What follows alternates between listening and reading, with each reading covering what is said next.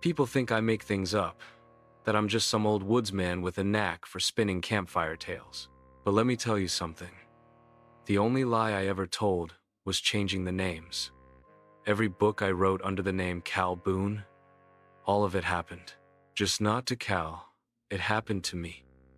This one's different though. This one I held on to, because what I saw near Coldstream wasn't a story you write down. It was the kind of thing you bury deep and pray never digs itself out. But it's been scratching at the back of my mind for too damn long, and if I don't tell it now, I never will. January 2009. Coldest, I remember it being up north. Got a call from an old friend on a reservation near Coldstream Lake. They knew me as a tracker, someone who respected the old ways. Said animals were being torn apart clean open, but there were no tracks, no blood trail, just ripped flesh, snapped bone, and silence. I packed light and headed out. 2 feet of snow, crisp air so sharp it bit through the wool. The forest should have been alive with birds and squirrels, but it was silent, like it was listening. Found the first carcass the second day. A bull elk, gutted like a fish. Ribs opened outward, heart missing. No prints. Not even mine stayed long in the snow. It kept refreezing over. That night, I camped near a ridgeline. Built a fire, boiled some coffee. Around midnight, I heard my own voice. My own damn voice coming from the trees. Everett, come here. It wasn't an echo. It was behind me. I didn't move, just stoked the fire higher and gripped my rifle. The voice didn't come again, but I didn't sleep either. Next morning, I found symbols carved high into the pine. Old ones. Not tribal, not any I recognized. Like claw marks made with purpose. Trees snapped 10 feet up. Something big.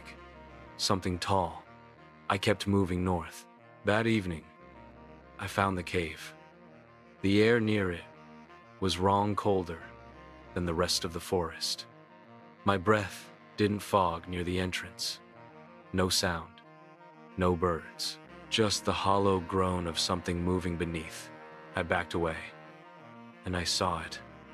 7 feet tall, maybe more. Gaunt, stretched.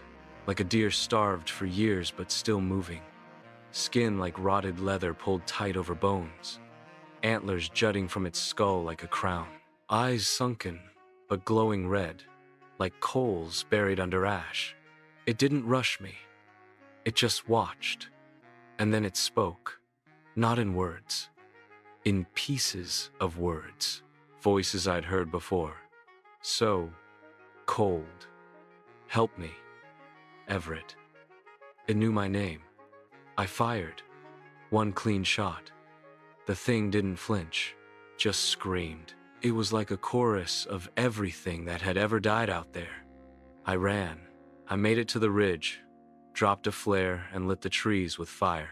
Pine resin caught fast. I smeared ash across my skin, masked my scent. Hid under a fallen cedar. It searched. I heard it sniffing, breathing, claws against bark. For hours. Just before dawn, it let out one last cry, like a child's voice. Then, silence. The search party found me 2 days later, frostbitten, mute. I didn't talk for weeks. When I finally came to, I wrote the story. Named the hero Cal Boone. Called it Whispers in the Pines. People called it fiction. Said I had a hell of an imagination. But that book made the bestseller list, and the Wendigo's still out there. You don't kill something like that. You just make sure it forgets you. I tell this now because I don't think it has forgotten. 3 nights ago, I heard my voice in the woods again. Everett, come here. So if this is the last story I ever tell, know this. Wendigos are real. They're hunger that learned to speak, cold that learned to walk, and they never stop looking. So there's only one thing left to do. I have to finish what I started. I dug the old pack out of the basement, the one I swore I'd never touch again. Inside it, silver rounds, flares, salt, sage bundles, A compass that never worked quite right near Coldstream. I've been training, running the ridge paths again. Keeping quiet, moving slow, not broadcasting my plans. If it hears me, it learns. My neighbor asked why I've been cutting pine every night. Told him I was clearing a trail. Truth is, I'm building a burn line. If this ends badly, I'll make sure it doesn't leave the forest. I wrote letters. One to the publisher just in case. Another to my brother in Montana.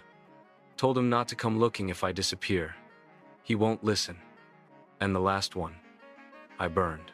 I leave at dawn, alone. The woods are colder this year, and the hunger feels closer. The trail was just as I left it.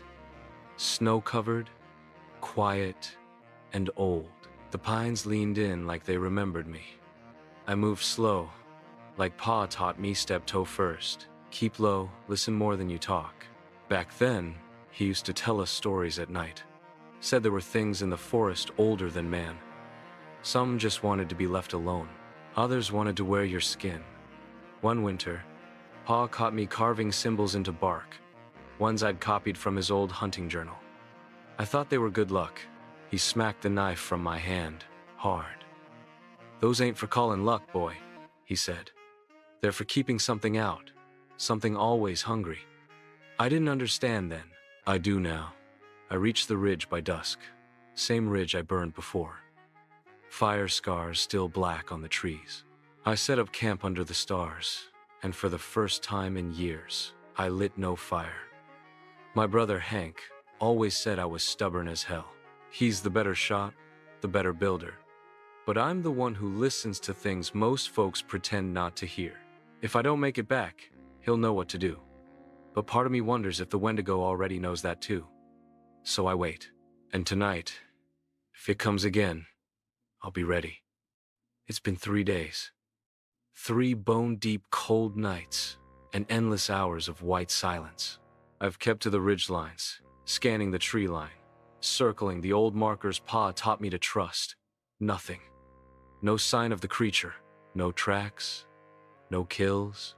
Not even a whisper. Just the creeping dread that the forest is holding its breath.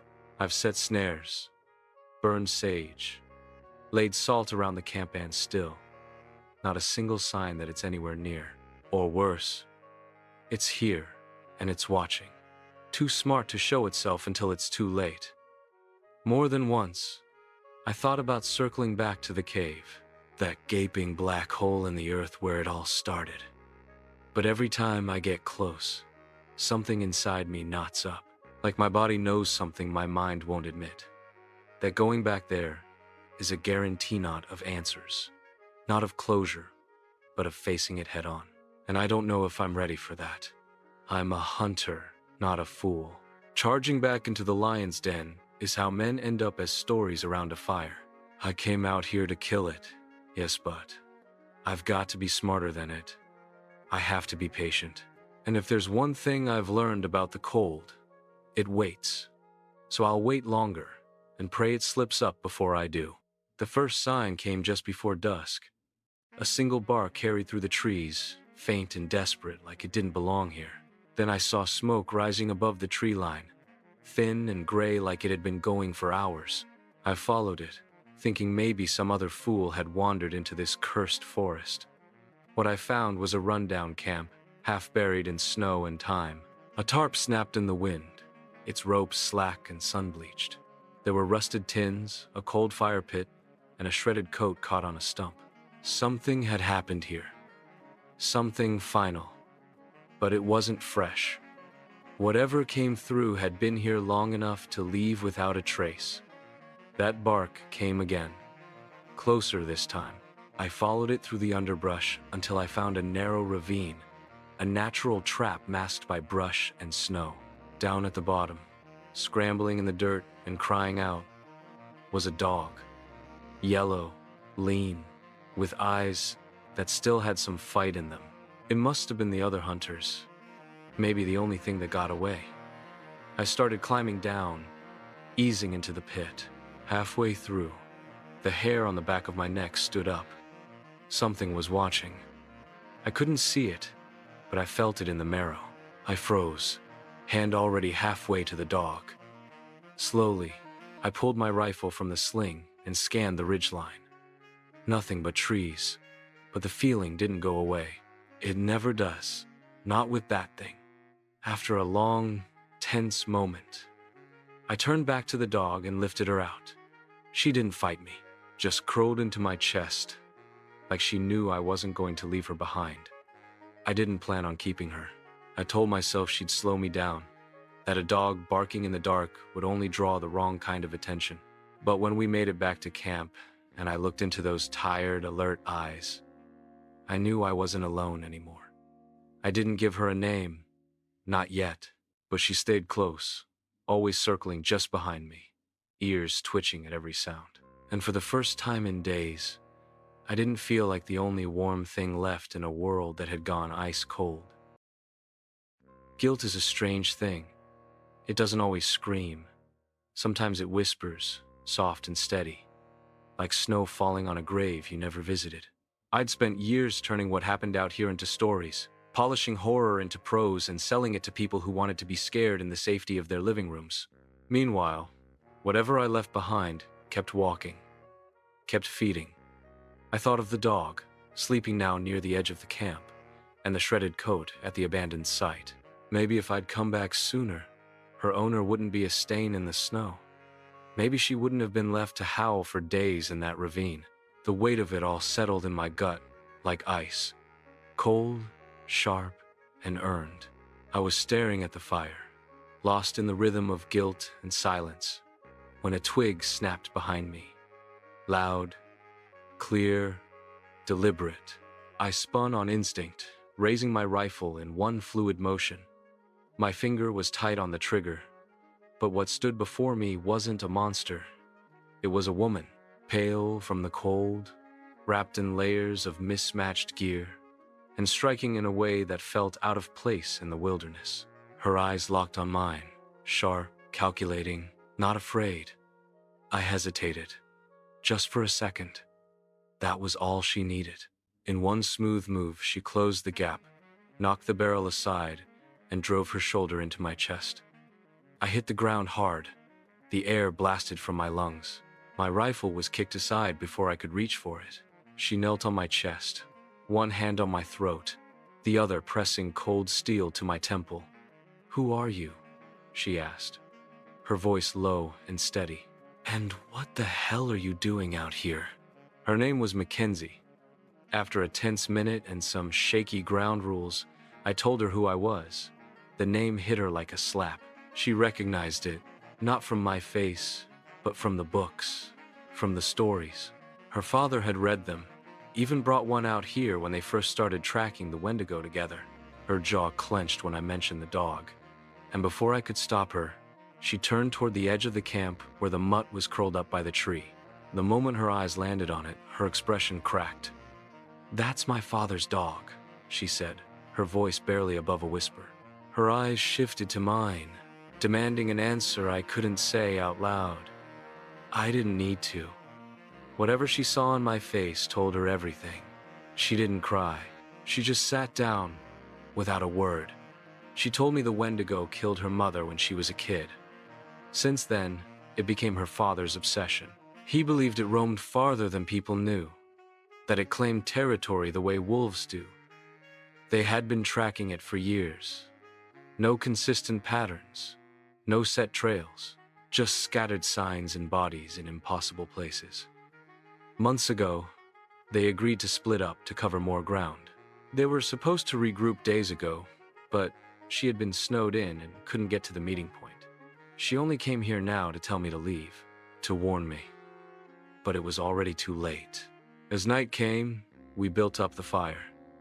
The dog rested her head on Mackenzie's knee. Her voice softened when she said he had found the pup half-starved in a ditch last winter and refused to leave it, claimed he needed the help. She said she knew the truth. Her father never got over her mother's death. The dog was a reminder of her love for animals, and the way she smiled whenever a mutt followed them home. As she spoke, I watched the flames dance across her face. Skin kissed by the sun, rare out here.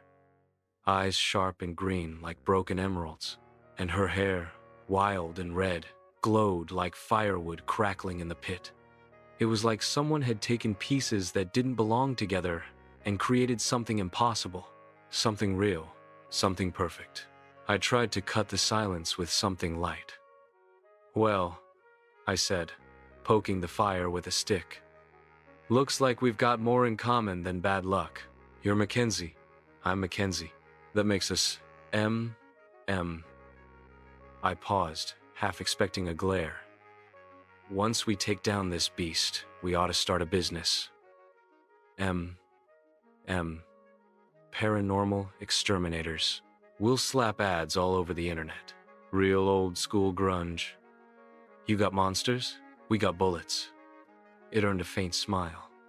Barely more than a twitch at the corner of her lips, but it was something. She looked tired, not just from the cold, but from years of chasing shadows. After a while, we both leaned in over the map I'd sketched with a piece of charcoal. Her fingers hovered over the northern ridge. "If that cold front keeps pushing in, we'll lose this window. Once it drops to 30 below, we can't move, and that thing'll go deep again. Hibernate, maybe. Or just vanish." I didn't want to say it. Didn't want to hear it in my own voice. But the truth pressed against my chest like ice. I lowered the map and stared into the fire. "I know where it is," I said. Mackenzie looked up sharply. "I've seen its den. Years ago. It's a cave, half buried under the northern cliffs. I ran from it once. I met her eyes. I don't plan to run again." We set out at first light. The snow had stopped sometime in the night, leaving everything covered in a silent white shroud. I kept my eyes forward, boots crunching through the frost, but my thoughts stayed on the woman walking beside me. I knew I wouldn't have done this alone. I'd had years to come back and finish what I started, but I didn't. Maybe I needed to see someone else brave enough to try first. Maybe I wanted to be brave for her. Not just because she was beautiful, but because she had lost something I couldn't imagine living without. Her father. The thought of losing mine tightened something in my chest. We didn't talk much that morning, just moved together like two pieces of the same decision. I caught myself wondering what she was thinking. If she was angry, if she was scared, she didn't show it. Her steps were even, steady, focused. The dog trotted a few paces ahead of us like she knew exactly where we were going and what had to be done when we got there. Every now and then, she would stop and glance back, ears twitching, tail low but ready, like she had a score to settle too. I watched her for a moment and asked, "You ever gonna give that mutt a name?" Mackenzie raised an eyebrow. Then, without missing a step, she said, "Cha-cha." I blinked. "Seriously?" She nodded. "My first dog growing up. A little chihuahua with a big attitude. Used to bark at coyotes. Chased off a raccoon once. She was fearless." Her voice dropped slightly. "Dad said she had no sense, but she had heart. I guess this one reminds me of that." I nodded and smiled, then said, "Here's to fearless dogs." She didn't laugh, but I caught the glimmer of one in her eyes. I was about to tell her about the golden retriever I had as a kid when the trees thinned and the trail sloped down into a shallow ravine. We stopped. No words, just silence. The cave yawned ahead of us like an open wound in the earth. Jagged rock edges, rimmed with frost. It didn't look deep from the outside, but the darkness inside went beyond black. I could feel the air shift as we approached. Thinner, colder, like it was being pulled inward. The kind of cold that didn't just bite your skin, it crawled into your bones. Even Cha-Cha stopped at the edge, her hackles raised, a low growl rattling in her throat. We stood at the threshold of it all, the place where everything began, and maybe where it all would end. The plan was simple. Not easy, not safe, but simple. We knew bullets wouldn't be enough. Mackenzie had explained it in quiet detail days ago, how the stories said fire was the only true weapon against a Wendigo. It didn't bleed, it didn't feel pain, but it feared flame. That was the only edge we had. She brought a flare gun, a few half-frozen bottles of lighter fluid, and all the desperation two people could carry. All we needed was a chance to use it. Before coming to the cave, we made one last stop at her father's old campsite. It felt right, a moment of silence for the man who had walked this same path. Then we scavenged everything we could: blankets, rope, old coats, tinder, even the canvas tarp. We strung it all together in a long, makeshift fuse, winding it around the mouth of the cave like a noose. If the thing came through the entrance, it would walk right into a wall of fire. If we had to, we'd lure it out. If not, we'd bury it in flame.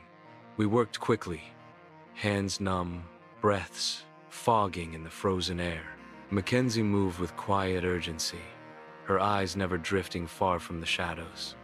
Cha-Cha stayed alert, circling just outside the ring of clothes and kindling. The wind had been steady all morning, pushing up from the ravine, keeping the cold biting hard across our faces. But then, all at once, it stopped. The silence hit like a punch. Still, too still. We both turned toward the cave, eyes narrowing at the blackness inside. But the cave wasn't what we should have been watching. A sound behind us, soft as snowfall. The snap of a branch. I turned just in time to see it, a blur in the trees. Then the impact. It hit me like a truck, lifted me clean off my feet and tossed me through the air. I hit the ground 20 feet back, the world spinning. As I fought to breathe, I saw it taller than I remembered, bones like scaffolding, eyes like lit coals. It didn't hesitate. It grabbed Mackenzie and dragged her toward the cave, vanishing into the dark with her screaming, and the dog barking helplessly at its heels. I don't remember getting up. One moment I was sprawled in the snow, lungs screaming, vision doubled. The next, I was dragging myself toward the cave on instinct alone. Every part of me screamed to stop. This was death. This was suicide. But I couldn't stop. Not with Mackenzie's scream echoing in my head. The cave swallowed me whole. The moment I stepped inside, the cold doubled, and the smell hit like a wall. It was thick and rancid, like rotting meat and wet earth and something worse. It clung to the back of my throat, made my eyes water, made my stomach clench. The deeper I went, the harder it became to breathe. I pulled out my flashlight, the beam cutting a narrow path through the black. Somewhere in the distance, I heard her, Mackenzie, screaming, but no sound from Cha-Cha. I moved as fast as I could, one hand brushing the rough cave wall for balance. My boots slipped over uneven rock and loose dirt. Then, I kicked something. Hard. I looked down and saw her bag. I dropped to my knees and unzipped it. Inside, the flare gun, 2 flares, and a coil of rope. I took what I could carry and left the rest. There was no time. The tunnel widened ahead. Light spilled down from a break in the cave ceiling above, cutting a sharp beam through the dark. I stepped into the clearing. That's when I saw her. Mackenzie, lying still, on the ground, arms splayed, not moving. My breath caught. I stepped forward, and something moved to my right. It was Cha-Cha, limping, bloody, but alive. Her eyes locked onto mine, ears twitching, tail low but wagging once in defiance. I dropped to my knees and wrapped my arms around her. "Where is it, girl?" I whispered into her fur. She didn't move, but a second later, something dropped from above. A bone, long, yellowed, and sharp. I looked up. It was there, crawling down the rock wall like a spider. And then it leapt, tackled me down into the dirt and the dark. As we hit the cave floor, time slowed. The weight of the Wendigo pinned me down, but my mind wandered. I didn't have to be here. I could have left this all behind, vanished into a quiet life somewhere warm. The Caribbean, maybe the Bahamas. I could be lying in a hammock, drinking something cold and sweet, listening to waves instead of bones crack. But I wasn't. I was here, in this frozen hell, in a godless cave with a monster that made nightmares feel like fairy tales. And in that moment, as its claws scraped the earth beside my head, I understood. I was here to end this, not for glory, not for redemption, but because someone had to. Someone had to say enough. Someone had to finish what too many had died trying to do. I wasn't going to run, not now. I rolled as the Wendigo's claws raked through where I'd been a heartbeat before. I scrambled to my feet and took off through a tight passage between the rocks. My flashlight bounced wildly across the stone, my breaths ragged. I could hear it behind me, snarling, scraping, impossibly fast for something that size. I ducked into narrow holes, twisted through sharp turns, moving only because fear pushed harder than pain could hold me. I was running out of room, out of time. One turn too slow and it would be on me. I could hear its breath, hear it dragging itself closer. My legs burned, my lungs screamed, then a blur from the side. Cha-cha. She hurled herself at the monster without hesitation. A snarl ripped from her throat as she latched onto the beast's leg. It screamed, swatted, but she held on long enough to give me a moment. That was all I needed. I ripped the flare gun from my belt, loaded it with trembling hands, and fired. The flare struck the Wendigo square in the chest. The light bloomed with a furious hiss, and the thing howled like the cave itself was dying. It recoiled, smoke rising from the charred spot where the flare hit. "Mackenzie!" I heard her voice, weak but rising. "Throw it to me!" I had a clear shot. The Wendigo was exposed, flailing. I could end it, but something in her voice made me pause. I hesitated, then tossed her the gun. She caught it, rolled onto her back, and aimed up not at the creature, but at the ceiling. The flare struck the stone and erupted. A rumble echoed above, and then the world fell. A chunk of the ceiling gave way, huge and fast. I dove to the side as the rocks crashed down, missing me by inches. The Wendigo had no such luck. When the dust cleared, I saw her, Mackenzie, alive, crawling toward me. Cha-Cha limped up beside us. We didn't say a word, just embraced. The three of us stared at the pile of stone, the smoking crater that held the beast, and for the first time in years, I let myself believe. It was over. The hunger was dead. Even after the rocks stopped falling, we didn't take chances. Mackenzie and I used what was left of the lighter fluid to set the chamber ablaze. We watched the fire take hold, curling up around the jagged walls of the cave until the smoke choked out the last of the cold. The stench of burning rot filled the air, and we didn't flinch. We had to be sure. We weren't going to leave anything behind. Mackenzie was hurt. Her shoulder was out of place, ribs likely cracked, face pale as the snow outside, but she kept standing, kept walking. I offered my arm, and she didn't refuse. Cha-Cha moved slow, but steady, always a few paces ahead, her body aching but her spirit intact. We made it out of the cave, just as the first orange streaks of dawn lit the treetops. That's when we saw them. Snowmobiles, flashing lights, a half-dozen figures moving toward us in heavy coats. A full-blown search and rescue unit, led by none other than my stubborn, red-faced brother, Hank. He'd called the authorities when I hadn't checked in for days. I'd never been so happy to see his scowl. They rushed to help us, voices loud, radios crackling. I remember laying Mackenzie gently into one of the stretchers and watching her eyes finally drift shut. I wanted to stay awake, to stay alert, but the exhaustion caught up to me the moment I knew she was safe. The snowmobile ride out of that forest was a blur. All I could think about was whether she had any plans after this, and if I'd have the guts to ask if I could be part of them. At the hospital, I was checked out first. Bruised, battered, but nothing broken.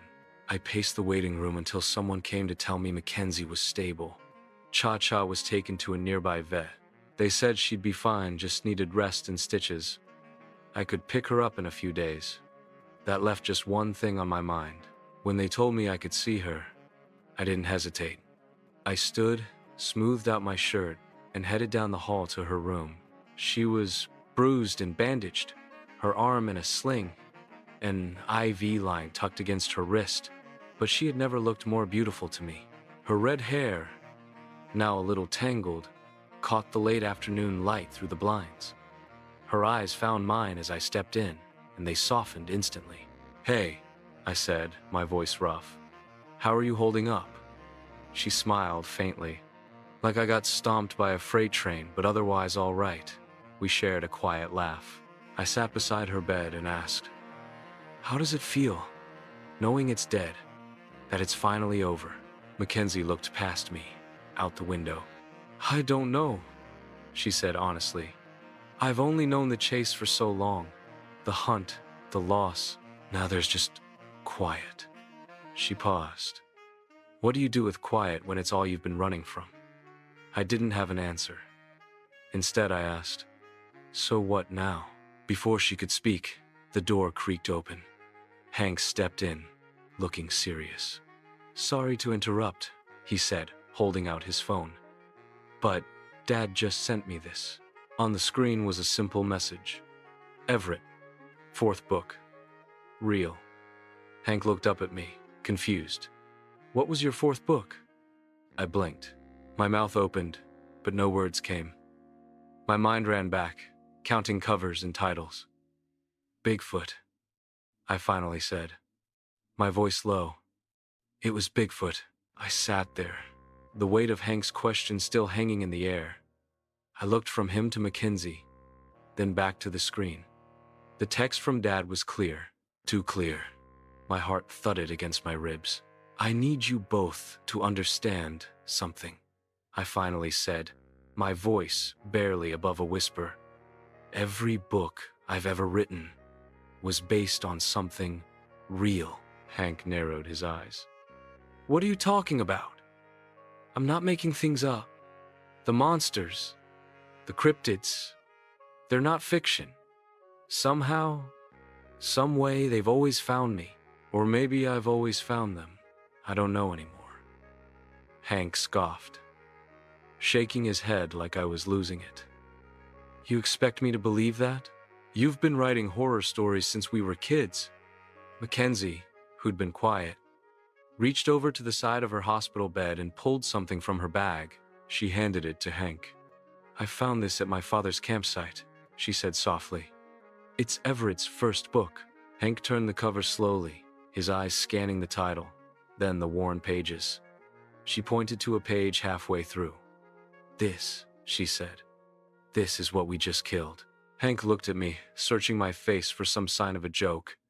My expression told him everything. "So what?" he muttered. "Bigfoot is just some giant monkey?" I sighed. "No, Bigfoot is worse. More intelligent than it looks. Dangerous."